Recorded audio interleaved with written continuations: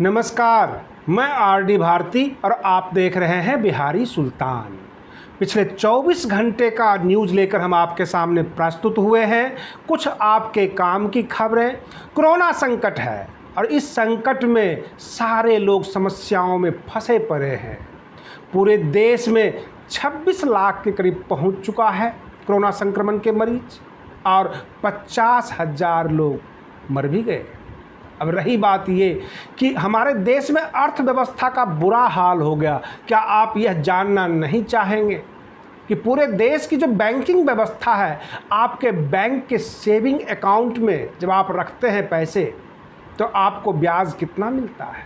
जितने भी सरकारी बैंक हैं जहां आप रखते होंगे 2.5% से ज़्यादा सेविंग अकाउंट में ब्याज नहीं मिल रहा है, 2.5% पर एनम। परंतु देश में कुछ ऐसी भी बैंक है जहां ज़्यादा ब्याज मिल रही है, तो प्राइवेट सेक्टर की बैंक है जैसे कि बंधन बैंक।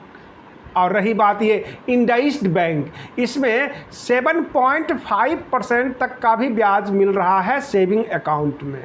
और इस तरह से हमने कई जगह से जानकारी जुटाई है और यहाँ पे ज़्यादा ब्याज मिल रहा है। यह खबर पेंशनियर के लिए, बाकी लोगों के लिए इसलिए अच्छा हो सकता है क्योंकि इंडसइंड बैंक में जब आप खाता खुलवाते हैं तो मिनिमम बैलेंस 10,000 रुपये के लिए वो शर्त रखते हैं। बंधन बैंक जो जगह जगह गांव-गांव में भी खुला हुआ है, बहुत सारी इनकी शर्तें होती है।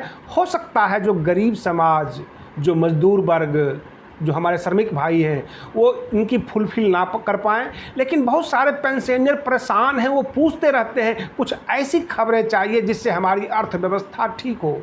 और इस तरह से हमने जो सर्च किया है उसमें यह भी पता लगा कि केंद्र सरकार ने जो ऐलान किया है 36,000 रुपये अब आपके खाते में आएंगे। आपको केंद्र सरकार की तरफ से पेंशन मिलेगा। मैं आपको बता दूं जो लेटेस्ट खबर आई है, केंद्र सरकार आम आदमी के खातों में 36,000 सालाना देने का ऐलान किया है। मिली जानकारी के मुताबिक वैश्विक महामारी कोरोना संकट को ध्यान में रखते हुए पिछले दिनों केंद्र सरकार ने 20 लाख करोड़ रुपये का राहत पैकेज ऐलान किया था, जिसका बड़ा हिस्सा गरीबों और ज़रूरतमंदों में बंट जाता है। ऐसे में सरकार ने कई योजनाओं का ऐलान किया है। उन्हीं योजनाओं में एक और योजना भी शामिल है जिसका नाम है प्रधानमंत्री श्रम योगी मानधन योजना, PMSYM है। इस योजना के अनुसार केंद्र सरकार कचरा उठाने वाले घरेलू कामगार, रिक्शा चालक, धोबी और खेतिहर मजदूरों जैसे असंगठित क्षेत्र के कामगारों को आर्थिक रूप से मदद करती है। आपको जानकारी दे दें कि ठीक 60 साल पूरा होने के बाद सरकार 36,000 उन लोगों को पेंशन के रूप में पैसे देती है।